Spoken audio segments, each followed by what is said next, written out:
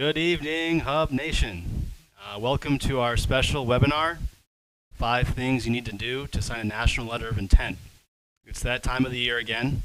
The early signing window had just opened up just a few weeks ago. So our annual event is a really good educational piece to get families the right pieces of information and guidance and some tools to help you guys think about how to get there come your senior year. We're really excited to have you. Just a few rules of the road for tonight's show. Participants are going to be muted. We can't see you at home, but you'll be able to see us and hear us. And we do really encourage everyone to chime in, ask questions at any time during the show, and we'll reserve a couple minutes at the end to get to them. We'll get to as many as we can. So first, I'd like to introduce the panel of speakers we have tonight. We had some great college golf coaches, as well as Roger Nick, who happens to be the founder of Junior Golf Hub, Golf Performance Center, Ethan Allen Prep the Achieve program, as well as recently my PDI. Thanks for being on, Roger. No, thanks for having me. Roger has a tremendous background in sports performance, has a very big passion for coaching, has coached at many different levels, the high school level, the collegiate level, and with some professionals as well.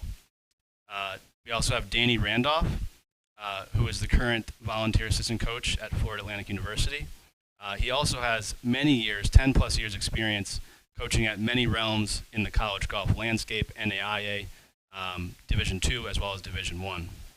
And lastly, but not least, of course, Bruce Chalice, the current women's golf coach at Division I Boston University. Bruce has been there for almost 15 years now, and during his time there, has won the Patriot League twice and appeared in NCAA tournament twice, and has established a serious track record for high academic achievement at BU. So let's get started. First off, we usually like to kick the show off with a great resource for everybody. So this is a link to scan and view and download our college golf checklist. The checklist goes year by year through the high school years, freshman, sophomore, junior, senior year, and really outlines the major milestones and activities that the family needs to complete to stay on track on their journey to college golf. So I'll give you guys a few seconds here. You can take your phones out, scan the QR code here on the screen, and you'll be able to download our checklist. Rick, just to kind of comment a little bit on that, it's like one of those things where we hear a lot from our parents and the kids that this checklist has been just instrumental in just getting them started, especially that freshman year. Like you're so afraid of like, what do I do? Mm-hmm. It really does help quite a bit for you parents and the junior golfers out there to kind of get started. So. Totally agree. I think the doing part is a lot easier than just like being worried about doing something. I don't even know what to do. Yeah, I think you get overwhelmed and you kind of freeze. Right. So a very, very simple way to keep you guys on track. So each year of high school you'll have one page there, and you can go down the list and literally check everything off. So I hope everyone had a chance to download that. Briefly, tonight's agenda, we're going to talk about what you need to know, wink, about the NLI and the signing window. We're going to cover the 5 things, the heart of the show, 5 things you need to do to sign a national letter of intent come your senior year. And then we're going to get to some questions, as I mentioned earlier. So this is why we're here, basically. A lot of families have this general feeling of, where am I on this process? You have the parent and the student, the junior golfer there on the road, and they got all these questions. Roger, I know you're really close to this. This is kind of why you started the hub. Maybe you can talk a little bit about what's on the screen here. No doubt, Rick. I think it's one of the most overwhelming things that most young athletes and parents will go through is that child going off to college, especially playing a sport. What do I do? Where do I get started? How do I get started? What about my academics? What should I take? What's inappropriate to take, if you will, and meaning if your goal is to play at the highest levels of Division I golf or beyond, I mean, you don't overwhelm yourself. Those are all the things that we actually talk about quite often and hear questions about as well. What coach communications, how do I communicate? All of those things that we're going to be covering here tonight as well, but also covered obviously through our essential guys in the Junior Golf Hub. So stay tuned. This is a great program to help you get started on this journey. Bingo. Yeah, it can be overwhelming, and it's kind of why we're here tonight, to talk about how to overcome that with some good process, tools, and knowledge to combat that overwhelming process. So let's go to number one for tonight. What is the NLI? A good way to think about it, here's one of our members at the finish line of the college golf recruiting process. Tristan Nelko, he went to Nebraska. There's his family on signing day. We're really passionate about trying to help families get to this point in the journey, but a lot goes into it, and we'll get to that in a little bit. But Danny, why don't you talk a little bit about like the basics, to cover the basics of what NLI is to help everyone understand a little better? Yeah, the NLI is a contract between the student athlete and the school. That's really how you need to think about it. It's almost like getting a job. That you've kind of committed to them, they've committed to you. Once you sign that, you're good to go. At the NCAA Division One level, Division Two, they have signing days and things like that. NEI also does a signing day along with JUCO. Um, Also, Division Three will do like a commitment, I believe, or a contract of some sort. So that's another thing that you can do if you chose to go to an NCAA Division Three school. There's windows to sign, so that has started here in November. It goes all the way through August. It's something that once you sign that, like I said, you are committed to that program, just like they're committed to you. And it's just like that little small binding agreement that keeps you with them. But there's a long process. Before that, obviously, we'll talk about that tonight. But it's something that people strive for. It's a big deal, and you should be very proud of yourself. If that was something that was able to happen for you. Perfect. Kept it nice and simple there. So we teed up the conversation. Now we're going to get into how we get there. So here are the 5 things we're going to cover that you must do to sign a national letter of intent come your senior year. Number 1, you must give college golf coaches a complete look at who you are. Number 2, get real to get ahead. Number 3, talk to coaches and develop a relationship with them. Number 4, forget rankings and play the right tournaments. And lastly, complete and submit all the required documents on time. So this is kind of what I touched on earlier, Roger.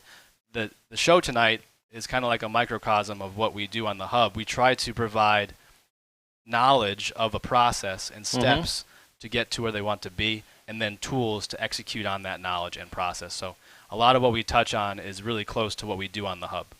No doubt about it, and I would think it's probably one of the most complete tools we have is the Junior Golf Hub, and because we have resources like Danny and Bruce being able to advise us on things that they've experienced on their side of the table. So I think it's really important that people understand that this is a collective effort. It's not, something we thought that, based on, just our junior golfers at an academy, that this is what has to happen. It's really a collective effort from all the coaches that we have on the Hub and their input to say, this is what we're looking for. So I think you're absolutely right.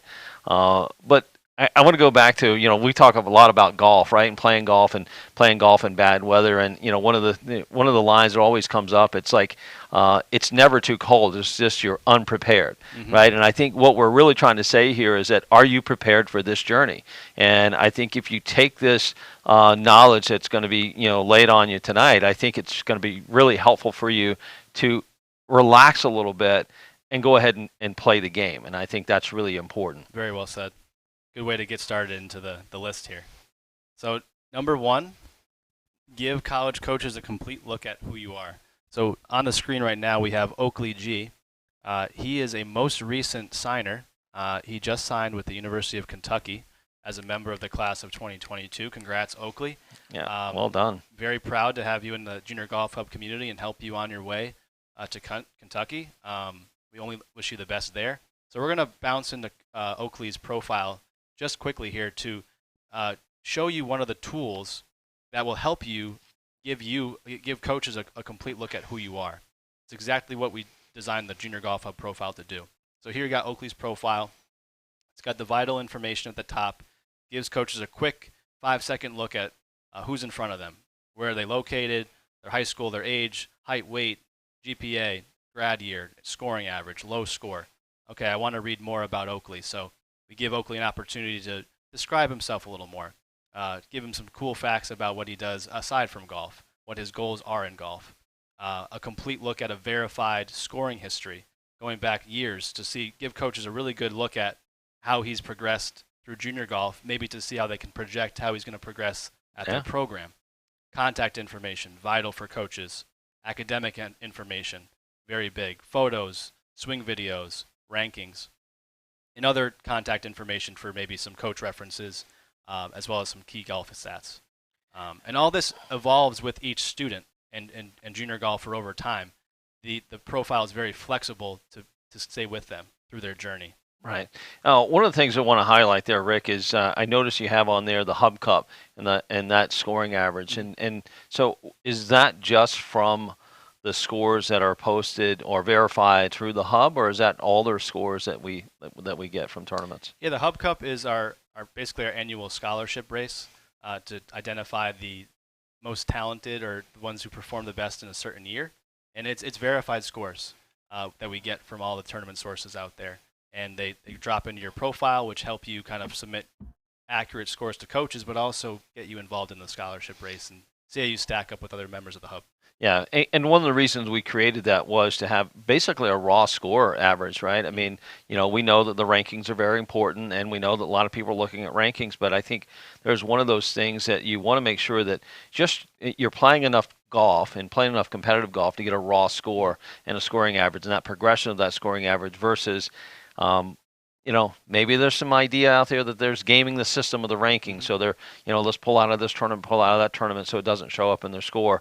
This is, you played in a tournament, we have that tournament results, right. You're going to get verified scoring. Yeah. So it's hard to kind of game that system there. Very objective. So it's very objective. So it's one of those things that, some people say maybe it's a negative for them, but we think it's a positive. And I think coaches are responding really well to that. Certainly have. And Bruce, speaking of coaches, what is your opinion on how important it is to give someone like you a complete look at an athlete, and maybe how something like the Hub is good at doing that?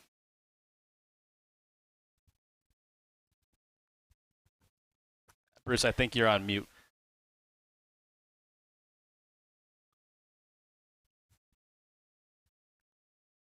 Can you hear us? Okay. Oh. Well, on a little mute there. We'll give you a second to get back in here. Yeah. Danny, why don't you take a shot at that?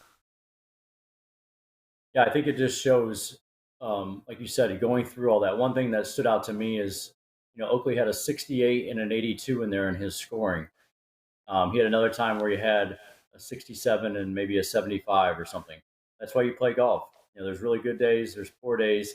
You post them, you see what happens. And, another thing about going back to what I talked about with the NLI is just because he shot an 82 doesn't mean they took his scholarship away or those kind of things. I believe that was in June that he did that. He had signed a year ago right now. So you go out and play, you keep doing these things. And I know that what we're talking about is getting to that point of signing. But yeah, we want to see a lot of things as a college coach from the beginning to the end. And it's really important to do that. If you're going to have good days, you're going to have bad days. You just got to get back up the next day, go play golf, and do the best you can. And so that's really important to do, through this whole process. Awesome input, Danny. Thank you. So yeah, Hub is just one of the great tools to do what Danny just said, consolidate all that information to one resource for the coach to get a quick look at you over time. Well, I think, Rick, that's one of the things we hear a lot from coaches. We were just out at some of the biggest universities recently, and one of the things that came back to us is that the effort it takes for them to get the information of the student athlete, and how convenient using the Hub is making it for them. Yeah, for the members of the Hub, it certainly helps the coaches too, because we have heard stories that they have to go from one place to another just to get one fresh look. Right. Whereas what we're trying to accomplish is just to be a resource to the coaches as well. So your profile does just that for them. So we're going to move on to number 2 here. Get real to get ahead. Very important. We're going to cover some cool stuff. The PDI self-assessment. Talk about the college golf landscape a little bit, how big it is. It's a lot of people underestimate how many opportunities are out there, and then how you can maybe cut through that landscape to find out where you're going to fit in, and how to perform research in that landscape. And something that's going to help you do that is asking yourself as a family, junior golfer, parents, the unit, 8 questions that can help you hone that list, hone in on the ones that you want. So first, Roger, we're going to talk about the self-assessment, one of the great tools available on the Hub. Why is the self-assessment so important? Well, I think first and foremost, I think it's important that you know where you are. I think you got to have a starting point, and I think sometimes there's some unrealistic viewpoints of where I want to go to school.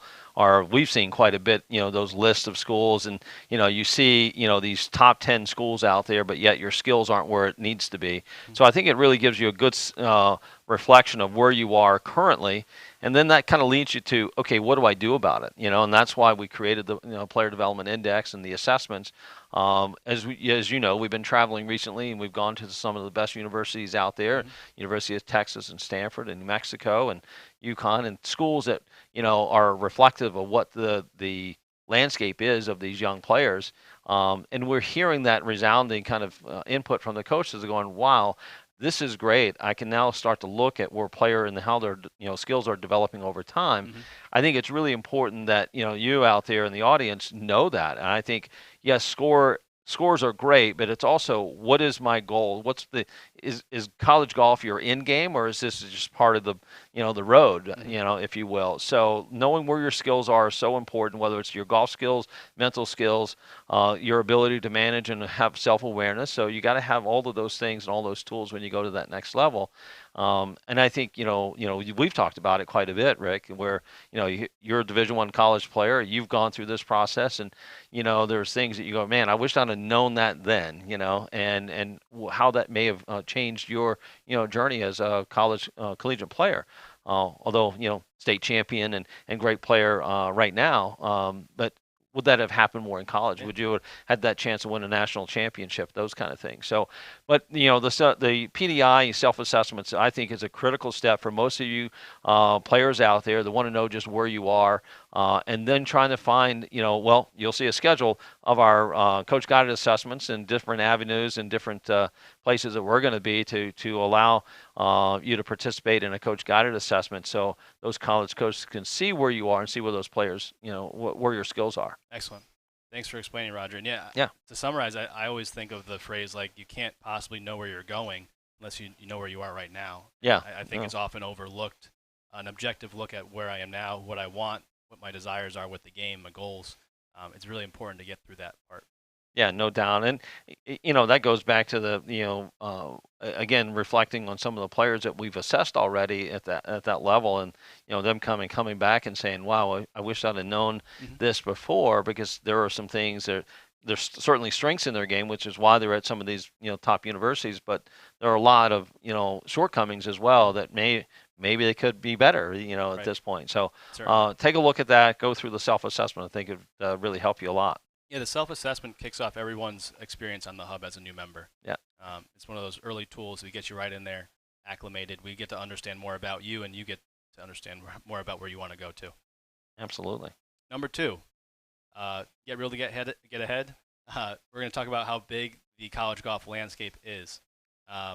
Danny, it's a big one. Let's hear what you have to say about the different types of opportunities in college golf.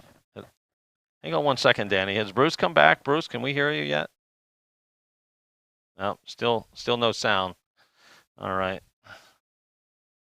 All right. Sorry, Danny. Go ahead. No problem. Yeah, I've been really fortunate to be at all these, I feel like, logos that are on the screen right now. Division One, on the men's side, I've coached women's Division Two. I've coached men at the Ncaa level as well as women. So I've been around a lot of this. There's, we have out there, there's over 2,200 programs that you could possibly play at. And most of the time when you do that, if you do the math, most schools will take a couple players a year. So that's about 4,400 kids. If you just do the simple math on that, there could be a little bit more, obviously a little bit less, but there is the right fit for a lot of people, and pretty much everyone, really.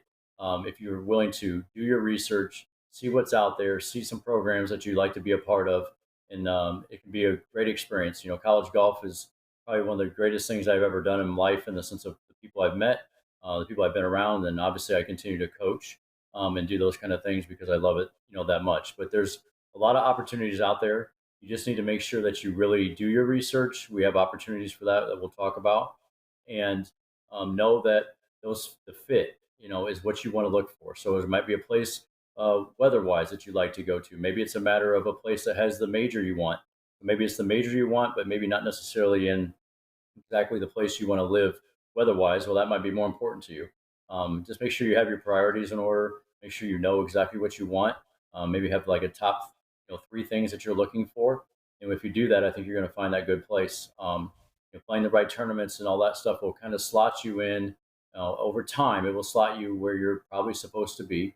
And that's just something that we try and do as well, is put you in a position to be successful and see where you're at. So we're not putting you in a spot that might be a little too much, or maybe it's not quite enough. And that's important as well. Excellent. Thanks, Danny. Just to kind of be a little more specific on the 2200, there's 1,250 plus on the men's side and almost 1,000 on the women's side, just to give you a little more detail there. And Roger, we have some logos up there on the top right with the GAP logo and the NCCGA logo. Can you touch on those as maybe other options that a lot of people don't really know about at all? Yeah, no, absolutely. I think it's one of the most overlooked things when it comes to this journey to college golf or collegiate golf, even college and period, just period. But taking a gap year, taking an extra year to get yourself ready, mostly from a maturity standpoint. Again, I think there's a lot to that. That one extra year is going to do a lot for you when it comes to just a mental maturity, but the physical maturity, and then getting, maybe your game is not where you want it to be, and getting some of those, extra reps in, if you will, get some tournaments going. But also the idea that you got the national club golf, right? I mean, not everybody's aspiring to play, varsity golf, and I think that's okay. I think it's okay if you just want to maybe be in the golf industry or be connected to golf because you put so much time into it at this point. But there's a lot more club golf opportunities out there. And quite frankly, there are a lot of college coaches are kind of, what do you call it, sharking those programs, because you never know. You find somebody who maybe took that year to do a club golf year just because maybe they were burnt out or maybe they were stressed out over the academic year, and just blossomed when they got into the club golf program, where, these coaches are finding that, hey, it's almost kind of a let's call it a training ground, if you will. And so there are a lot of programs out there who are actually looking at these club golf programs as more than just, hey, we don't want anything to do with it. No, they see, how important it is to their programs in the future. And we've had a couple of kids over the years that, we've been in contact with and been able to go from club golf and into on a varsity team. And I think that's really cool to see. So there's definitely opportunities out there that you want to look at, and it's just not a one linear kind of progression. There are other ways to get there, what you're looking for. So much so, I think I was just looking or watching recently Lydia Ko. Let's talk about something, your abnormal kind of journey. I mean, here's a 15-year-old who'd won on the LPGA Tour. Obviously, she, put a lot of effort into her, journey as a golfer. And also now as a person, I think she's matured at 25 years old. She's, 10-year veteran on the LPGA Tour and eligible for the Hall of Fame. So there's that option too, right? I mean, I think there's the idea if you go through this process and understand that there's a place for you, and college isn't always that place. And if your goal is maybe to go beyond that, there's that option as well. Yeah, just finding out. Exactly. Yeah, and Bruce, are you back with us? Yeah. Is that you? Can you hear me now? Oh, awesome. Yes. Thank you. Welcome back, Coach. Thank you. Great to be back. Technology, you gotta love it, right? But yeah, just to summarize, a lot of varsity opportunities, 2,200. Yeah. Pretty big landscape. You got the gap year. Maybe if you're a trusted coach and you think another year to develop is the right move for you. Yeah. Club golf. Maybe you love the school and the varsity golf isn't just, you're not there yet. Yeah, absolutely. So that's a good one. And the junior college, we didn't touch on that, but you have great professional golfers who started their college golf journey at junior colleges and then moved on to big D1 or D2 programs after that. So that's also another route that's a good way to go too. Yeah, it's very interesting how other sports use those means to get to where they want to be, where golf seems to not have that kind of thought process. Right. But definitely an option there, and a good option. Definitely. All right, sticking with the get ahead. It might be tough for families to figure out where to start with. Okay, what types of programs are going to be right for me and my junior golfer? What are the characteristics that are going to match up to what I want to accomplish as a student athlete? So we have 8 topics here that are really good to help the family hone in on the opportunities that are going to be good for them. So Bruce, why don't you take a few minutes here and talk through those 8 topics briefly? I always like when a player is thinking about where to go to school. Do you want to go to a big school? Do you want to go to a small school? Do you want to be in the city? Do you want to be out of the country? It's important to know what environment you'll want to be living in for the next 4 years. If you're in the city, you might be having to drive a half hour, an hour to get to the practice tee. If you're located out in the country where golf courses might be a little more accessible, that might be more attractive to you. Do you want to go to a 2 year school? Do you want to go to a 4 year school? What do you want to major in? What do you want to study? Golf certainly is a big piece of the equation, but also you're there to learn and to study. Does that school have the major that you want?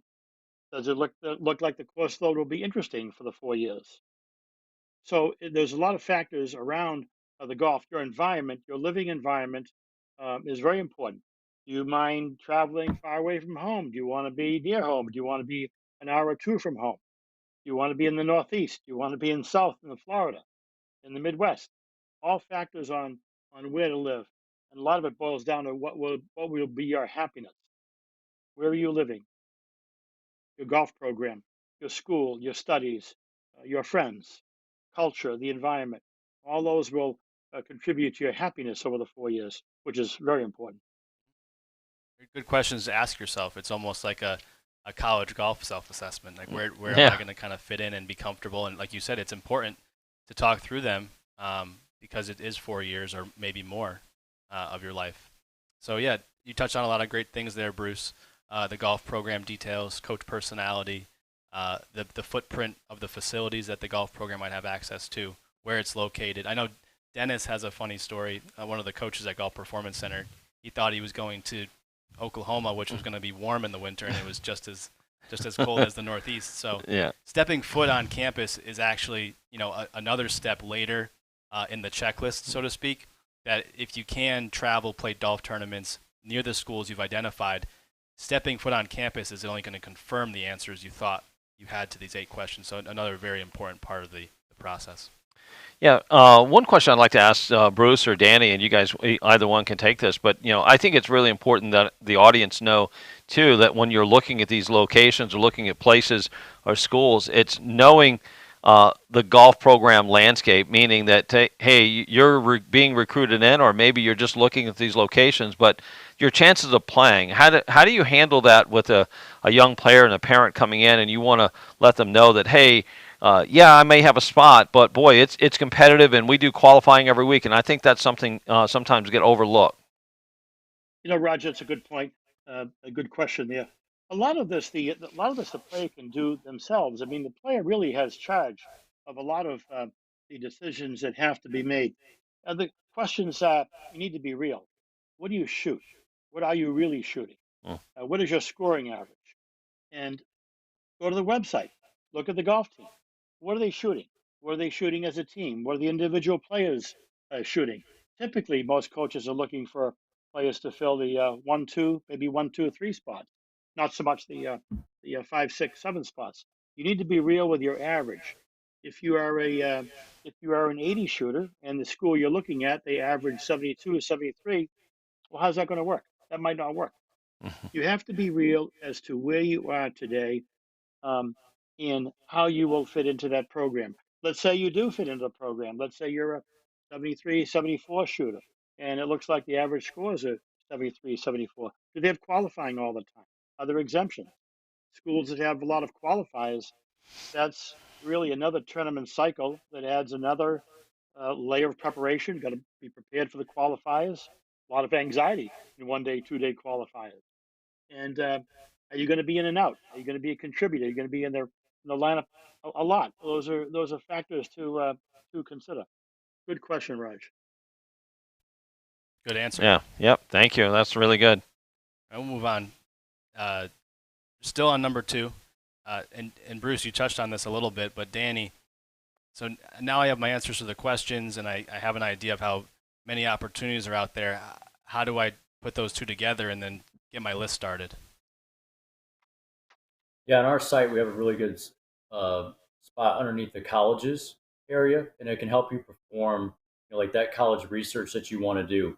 And after reviewing it, you'll kind of get some answers to your questions of where should I go, all that kind of stuff, how to find out what is a good fit, for you.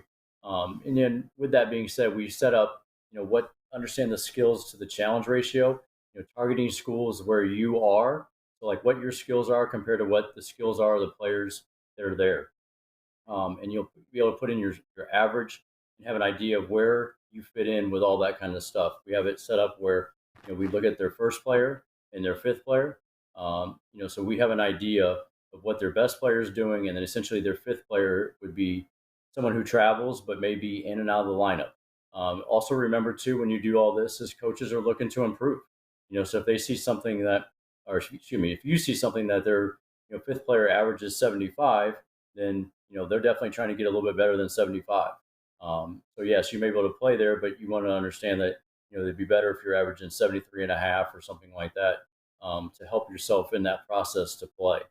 That another thing in college is that they're looking for you to be a little, it's going to be about 2 to 3 strokes tougher, based on where you go. It might be because the golf courses are longer. It might be because the weather's a little bit tougher. It might be because a lot of people want to move and live in Florida and play. Well, Bermuda rough and Bermuda is a little bit different than maybe somewhere else that played. So all that kind of stuff matters as you go through this. But this college search will set that up and give you the information you need to see where you fit in. And as we've said, is you really want to make sure that you find that really good fit. But you can also, with it, you can filter by geography. You can filter by the academics, all kinds of things that you may be looking for. It sets it all up, your SAT, all that kind of stuff, GPA. Like I said, with the academics, you can do for a major. You can also do with your tuition, room and board, how much that all costs. We're really trying to set that up to give you, a good idea of where you're at, through all these things. It's a great tool and really should help you save a lot of time and effort, through this to see where you're at. Exactly. Yeah. Thanks for walking us through that. Yeah, so at number 2, we covered tools and educational processes that can help you really hit home objectively where you are and where you want to be when it comes to college golf. Talking about the self-assessment, what are my goals, what kind of player am I, what kind of student am I, how do I begin performing research, and where do I do that research, how big is this world out there. So number 2 is really, really important. So I hope everyone got a lot of good stuff there. We're going to go to number 3. Now that you've found these programs, we just talked about research and identifying the schools. We're going to talk about how important it is to talk to the coaches and how to develop a relationship. So first item under that is communicating with the coaches, of course. Roger, I'll put this over to you. How do I go about that, and how important is developing a relationship with them? I think it's one of the most important things, and these coaches can obviously chime in, but I know just through the years of doing this, 20 plus years of helping young men and young women go through this process, seeing the success rate go up tremendously because of the relationships and the communication skills they have with the college programs. I mean, a lot of times it's not about just you as a golfer. It really is you as a person. Because at the end of the day, and I'm sure coaches, you can vouch for this, as you travel with these people, it's like, who are you with? Who are you, going to be with for the next 3 to 4 years? I think it's really important that you know the person and build those relationships. And coming into that, communicating in a way of it's gratitude and understanding that, hey, I'm grateful for the opportunities I may get, but I also want to bring that to the table when I'm there, and being honest and forthright with where you are, as Danny was just saying, as we were just talking about, realistic, being real. Again, one of the reasons why we created the PDI assessments, why we want you to know exactly where you are skill-wise, so you're not falsifying. And I want to say that I don't want to claim anybody's falsifying, but let's just make sure that we know that what we're saying and who we are is who we are, and I think that's really important out there. So developing those relationships are just so key, of that honest communication and continuous communication, meaning that not to just because you're looking, just contact them, right? It's hey, I'm interested. I'm genuinely interested in the school and being there as a student athlete, and how important it is for that to come through your communications with the coaches and anybody that you're in contact with at the school. Exactly. Bruce, anything to add to that? Roger make a lot of good points. There really are three components. I like to think the reason why you're talking to a coach initially is because of your golf skill, your game. Your academics are clearly a very important uh, part of the equation, but number three could be the most important, and I like to refer to it as who are you? Who are you? And it's important that you convey to yourself, to the coach, the kind of person you are, your character, your morals, your ethics, your values. You need to communicate with the coach. You're having a conversation with the coach, many conversations, hopefully, so the coach gets to know you. And by the way, you're also you're also interviewing the coach yourself. You want to be at that school, in that environment, um, on that golf team with that coach. You're also interviewing. It's a two-way street. Good point, Bruce. See, there's various media that you can use, including the Junior Golf Hub profile, to connect with coaches on the hub, make sure they're up to speed on what you're doing daily, weekly, throughout the season, and then there's other things listed there, avenues at which you can reach out to begin developing those relationships once you've done your research and identified the programs. And yeah, like Roger said, it's really important to have a reason, like why are you reaching out, and continue to reach out. It's not just like a hey, I'm looking kind of thing. Yeah, it's hey coach, you're on my list, so I'm going to reach out to you.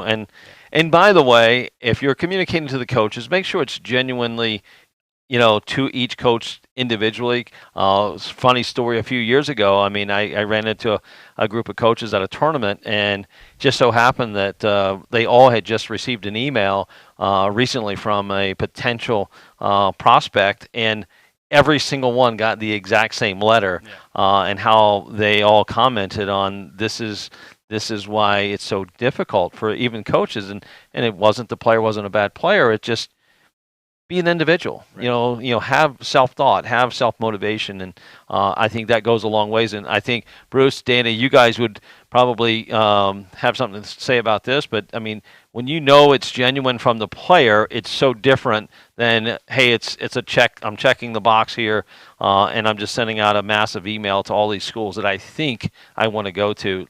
Let me fish. When I receive when a coach receives an email, and the coach can most of the time tell it's on a massive email list. There's no sincerity there. There's no a coach is immediately going to say, "Well, why do you want to come here? You've got Right. you've got so many other choices." Coach is looking to build a relationship with a player. Wants a player to want to be at the school, want to study at the school, want to play golf at the school, want to represent the school, want to live there for 4 years, 2 years, or 4 years, whatever it may be. Very, very important. And if it's just a mass production, like you mentioned, Roger, there's really, really going to be little interest for the coach to want to pursue the relationship with the player. Yeah, Dana, do you have anything to add? Have you had any experiences with that, or? Well, I'm having a little tough time hearing Bruce, so hopefully I don't repeat anything. But I think it's probably along the lines of, as you said earlier, just making sure it's personal. You don't want to put in there how you have, I want to come to that school because it's the top rated business and blah blah blah, and it's like we don't even have business or something like that, where the coach fully knows that you didn't do any research. They also, it's never good if you put in, hi coach so and so, and it's the wrong name. You also know that that's that it hasn't been any research done. But I know we haven't talked right on this, but is dealing with the relationship is just it's never too early to start. You can send things and things stuff like that. So just remember that because you want people to know who you are. But once again, just do everything you can to make it personal because when it's just a big mass one, and you know that you haven't done any research, the coach knows you haven't done any research, then it's not necessarily the very best first impression. Excellent. Good comments, guys. Yeah. I'm trying to move us along here a little bit. So continuing with the coaches and developing the relationship, Bruce, there's some probably some rules and some key dates we want to make people aware of. Could you quickly go through those? Sure. Um, there are key dates in the whole process, and when a player is especially when a player is a freshman or a sophomore, and if the freshman or sophomore, if you're reaching out to the coach and the coach is not responding to you at all, well, there's a reason for that. He's actually or she's actually not able to do that with NCAA rules. So I would not do not expect to hear from a coach during your freshman or sophomore year. A couple of key dates. or after June 15th, after your sophomore year, a coach is allowed to then to communicate with you. Communication means email, text, phone call. So a coach can talk to you after June 15th, after your sophomore year. And then after August 1st of sophomore year, the coach can then have a face-to-face conversation with you, but not until those dates. So Good. don't be discouraged. Don't be discouraged if the coach is not talking to you the first couple of years. It's because they're not allowed to with NCAA regulations. But you can contact the coach as much as you want. You can send as many emails, text messages, communications to that coach. Good. That's what I was going to ask you. Thanks for clarifying that. If you guys want to download that graphic just to keep it handy, you can scan that QR code right there. And the key column being the new rule. Just a few, in the early waves of COVID, when it started months back, they changed all the rules. So we wanted to update everything. And this is in the essential guide as well, as you pointed out. Rick, I'd like to add one more comment too. Yep. One exception to everything we just said. During the summertime, many coaches are working in golf camps, college camps in the summertime, college prep camps. That is an excellent way to meet a coach and to develop a relationship with a coach. Now, if you're a freshman, sophomore, and you attend those camps, you can talk to the coach under the guise of being in a camp. So the exception would be if you attend a camp as a freshman and sophomore, you can start to talk with a coach, communicate with a coach, and develop a relationship with a coach. Camp is an excellent place to meet a coach and ask questions and learn information. Excellent. Thank you. Number 4, forget rankings and play the right tournaments. So we're going to discuss what there's 3 levels of tournaments. A very easy way to think about tournament golf. I think it becomes all this huge paralysis by analysis out there. And then we're going to talk about a balance or a formula to keep you in line, just a sample of what it kind of looks like each year of high school. So Roger, we like to say local, regional, national, crawl, walk, run. Can you explain that a little more for the audience?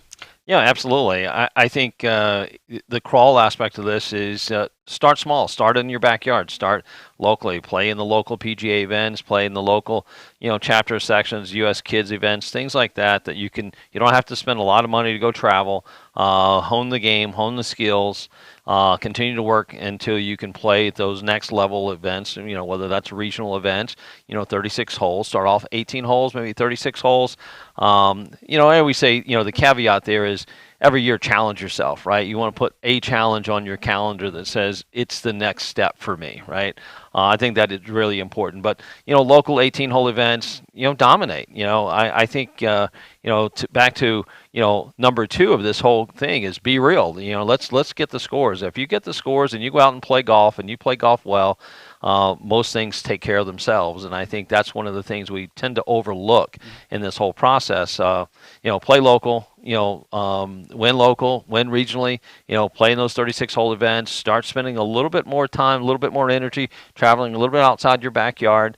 And I think from that, you're going to gain more experiences. You're going to gain a lot more skills and learning how to travel, learning how to play 36 holes, put 2 scores together, then playing those, those national events. And, again, back to what you said earlier, is if you're looking at a particular school, maybe some, other location around the country, try to play in an event in those areas.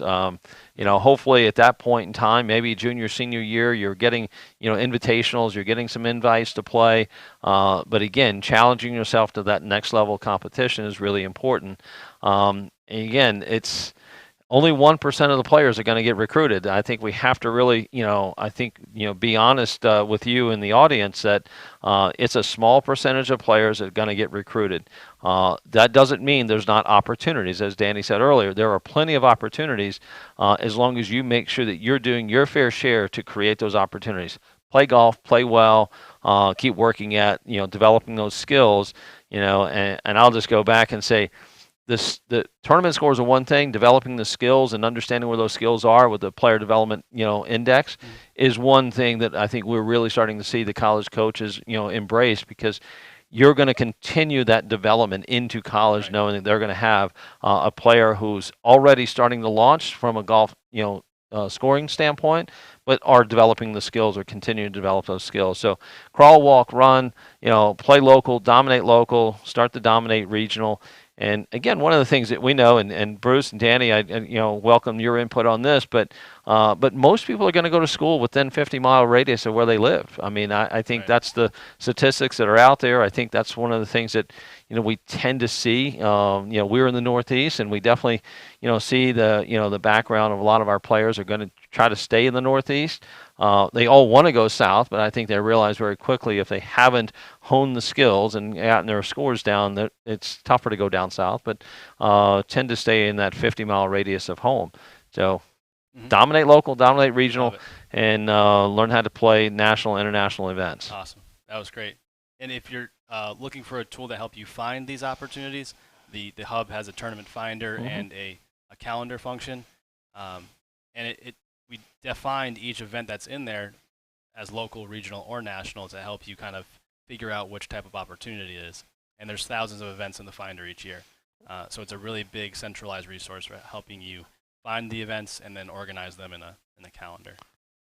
And Rick, they're also probably identified, ones that's going to get points, the AJGA, PBS, and those kind of things, correct? Yeah, all the information that you can find about the tournament is also included in each listing, like where it is, the cost, the field size, the ages, if there's performance stars, and all that. So yeah, but we try to start it with the local, regional, national. Yeah, absolutely. So here we got a nice graphic here, which is a suggested balance. Danny, why don't you spend a few minutes here? Roger mentioned the big test, which is nice to just kind of keep pushing yourself towards developing into a better, more competitive player. But talk about the high school years and the balance in each year. Yeah, I think you want to get yourself started in the right spot. As we talked about, as local, regional, national is really the way to go. And so as a freshman, it just depends on where you're at in your development. But as you can see, is maybe about 8 to 12 tournaments a year. You can see how we have it split up with the percentages.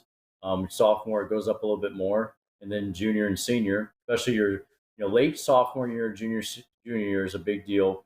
For the recruiting, that's when it gets a little more amped up. There's a lot more communication, as Bruce talked about earlier. So you want to make sure you're doing that. Another thing I'll throw in here is sometimes we have questions asked of us, in this moment or other times, but high school golf is really important too. Sometimes people come from really strong high school programs, and I know some people come from programs that aren't that strong, but coaches look at that. Some coaches are very much looking for someone who plays in high school because it's a part of learning leadership, being around other people, seeing how a team works. You have to travel together, you have to eat together, you have to get ready at the tournaments together. Those kind of things are important. Other coaches may not view it as that important. You'll have to find that out, through the process. Me personally, I want someone who's played high school golf because they have an idea of kind of how that team works, throughout. But like I said, I know there's some that are better than others. But yeah, and I love the fact of having us in that quote down there with the big test is that you want to put yourself out there, for some major events. Maybe that's one time that you travel somewhere. Maybe that's one time that it's, I know like in the Northeast, there's tons of big tournaments, especially in the summertime that maybe you can get in, or maybe you travel in the wintertime. I grew up in Indiana.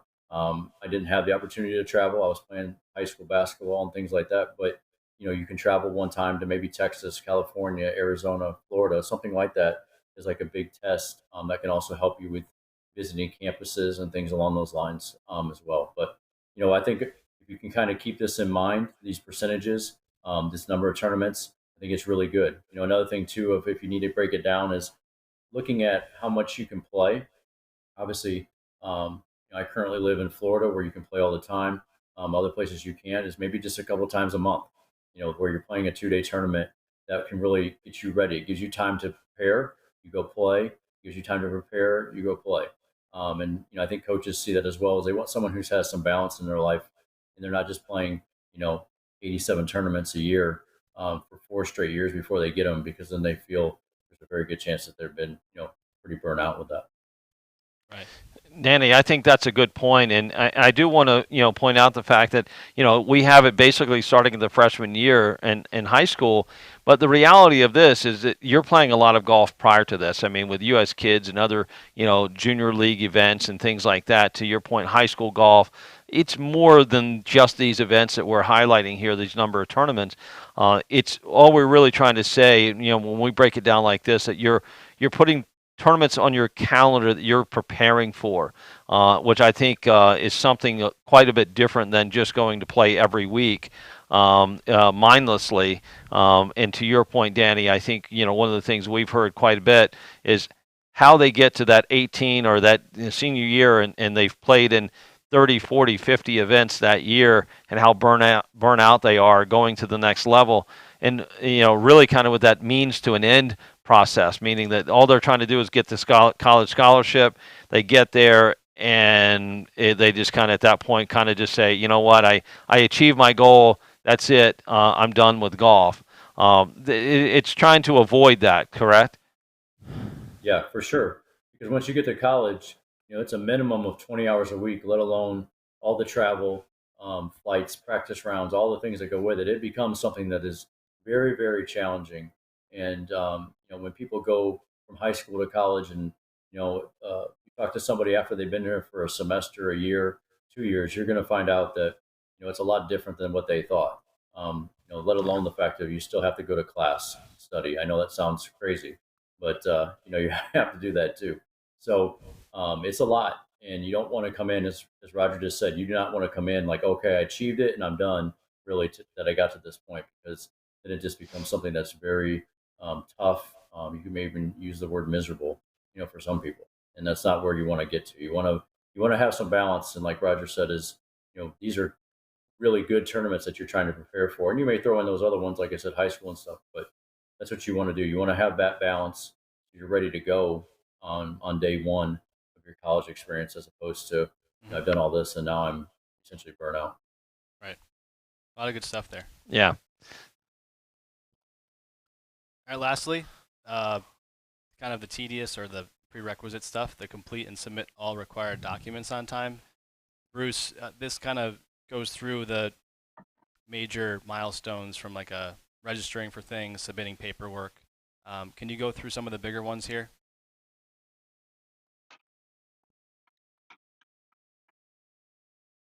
Coach Chalice, can you hear me? All right, Danny, why don't you give that one a shot? Bruce, did we lose contact? Oh, I guess we did. Danny, you can go ahead.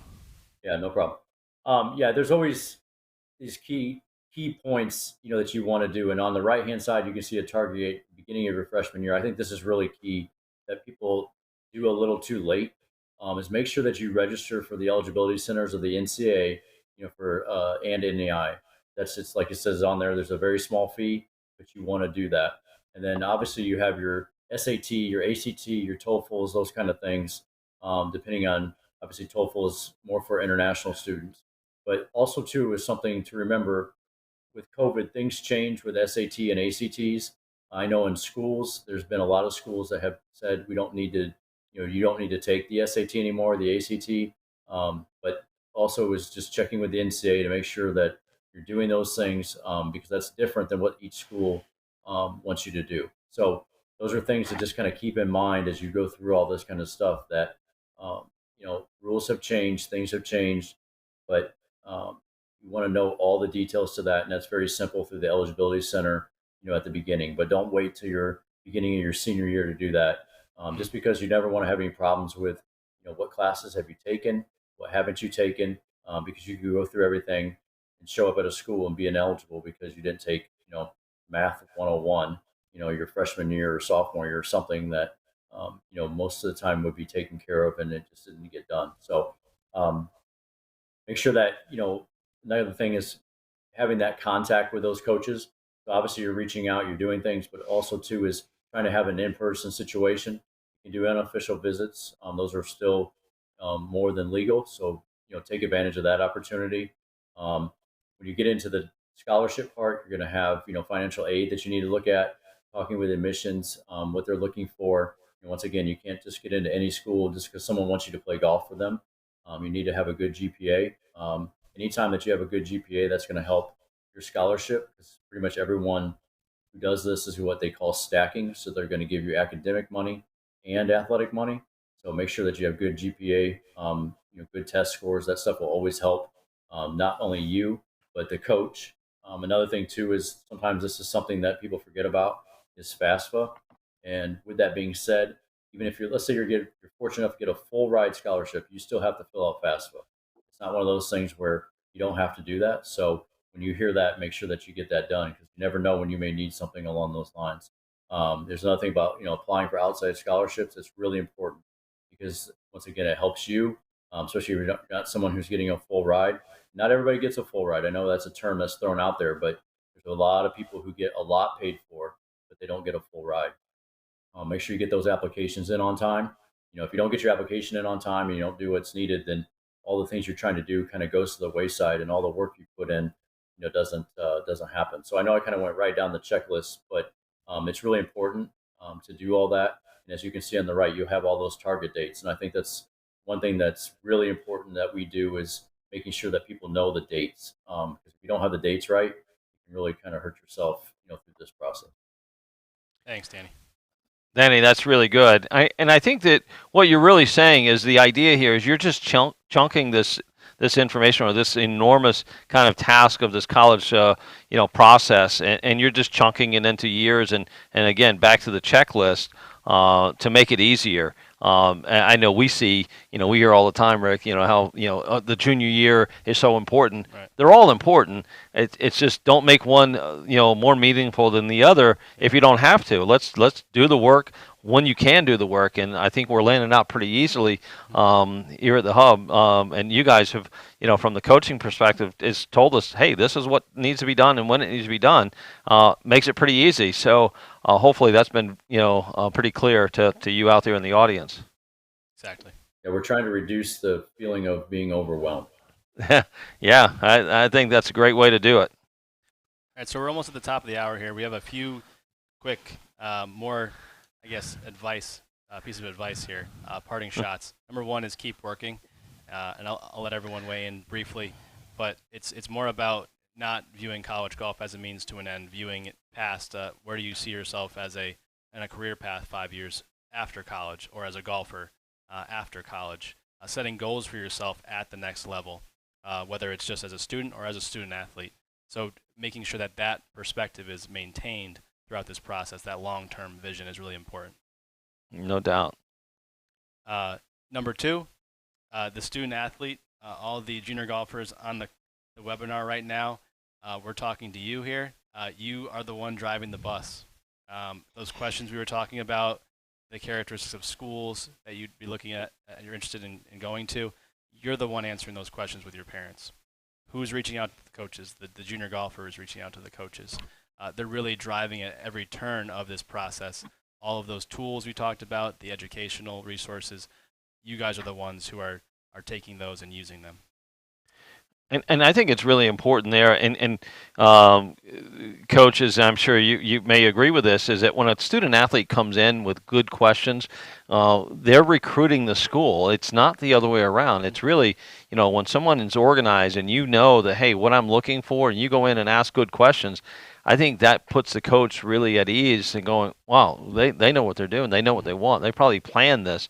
Is that something that, that student athlete is driving the bus when they come in and asking those, good quality questions about the school?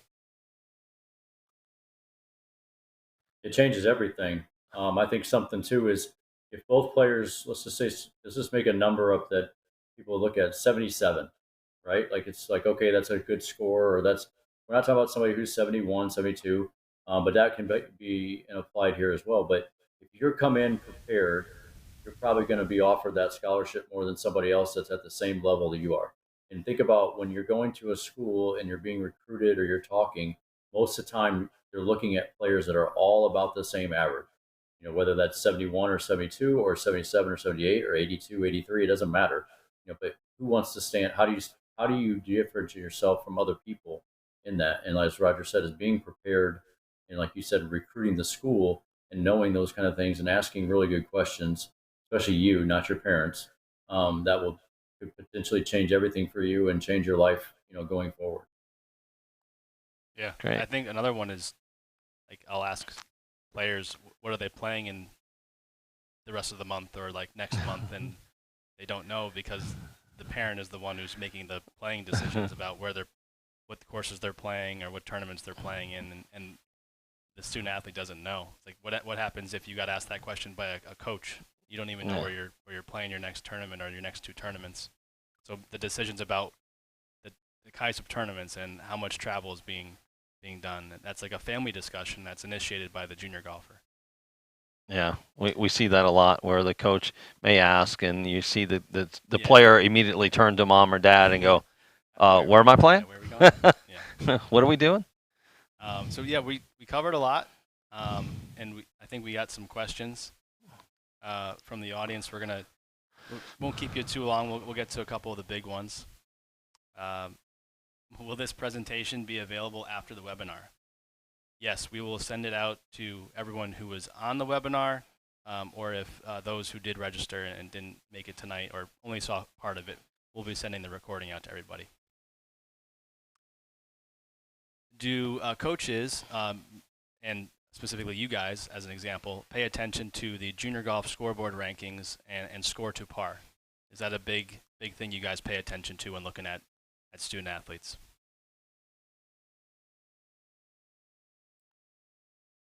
Bruce, you're on mute again. I'm sure you got a great answer, but try to get your volume back on. I think you should be good now. You want to give it a shot? Bruce? It's only part of.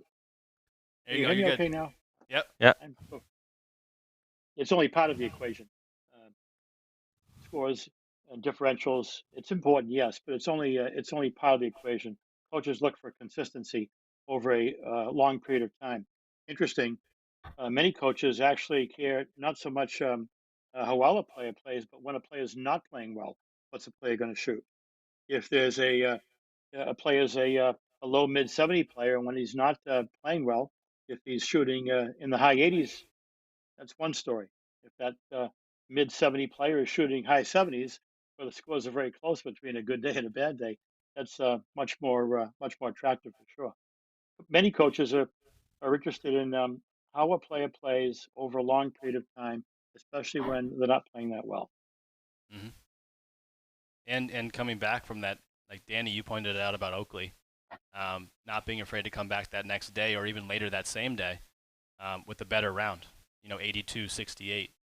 Because in college golf, you can throw out those bad rounds if the team plays well, and then you count that next round for the team. So anything to add to that, Roger, about the rankings? Danny?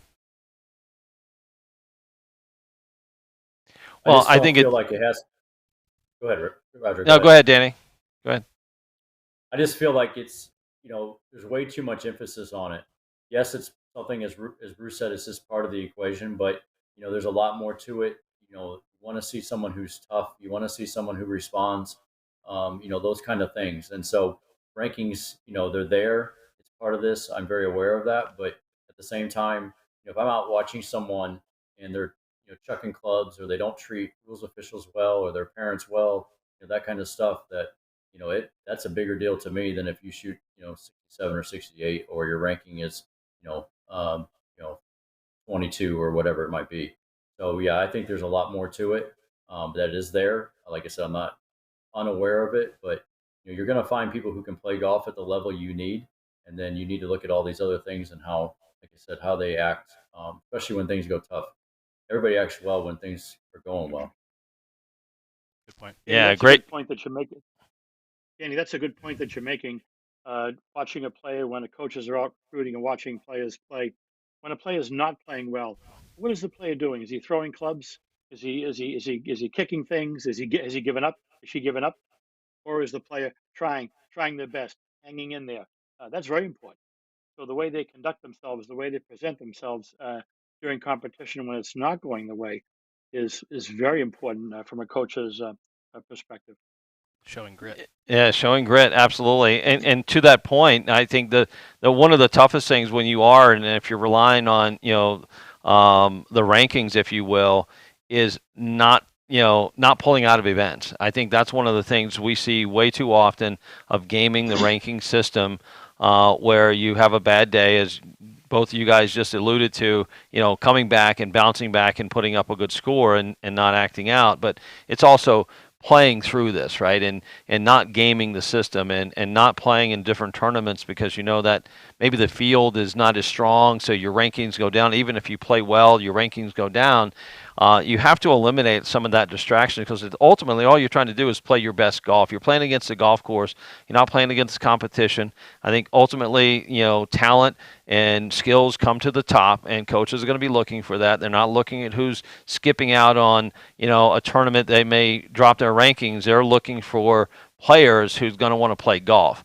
And want to play their golf even under stressful conditions, meaning that they're having a tough day and they want to get back out there after tomorrow and see how well they do.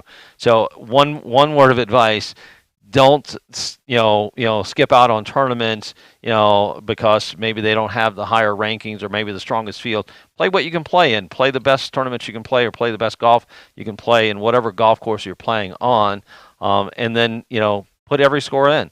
And see what happens. I think that's a bit better way to look at it. That's good stuff. That's a very common question in the junior golf landscape. So glad we covered that. There's probably a lot more questions, but we'll try to get to all of them. If you had a question, we'll reply to you directly because we have your name and the question. So we'll reply via email post show.